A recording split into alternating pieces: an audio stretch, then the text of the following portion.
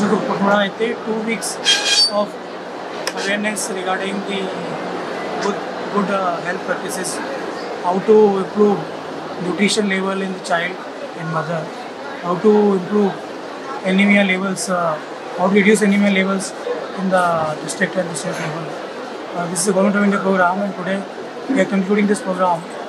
Today we also conducted awareness on how to use first 1000 days of life. That is the theme of this year's Poshan Pakhwada. I think first 1000 days of life, starting from the womb to starting from the గర్భం days నుంచి 2 years వరకు ఎలా పిల్లలకి మంచి న్యూట్రిషన్తో వాళ్ళు ఎలా vitamins proteins మీద focus చేస్తే how to all this is the part of the Poshan Pakhwada. We also conducted a very good program today, and I request PDICDS to give more on this.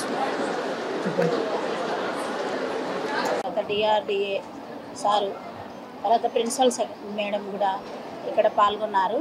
ముఖ్యంగా మనము 1000 రోజుల దాన్ని మనం ఏ విధంగా utilise చేసుకోవాలి, గర్భవతులు బాలింతలు కూడా ఏ విధంగా పోషణతో ఉండాలి, తర్వాత వాళ్ళు తీసుకునే జాగ్రత్తలు ఏంటి, గర్భవతులు కానీ బాలింతలు కానీ పిల్లల్లో మాతృశిశు మరణాలు జరగకుండా వాళ్ళు కూడా అదేవిధంగా లక్ష్యంతోనే ఈ మహిళా శిశు సంక్షేమ శాఖ మనము ఉద్దేశంతో పనిచేస్తున్నాము.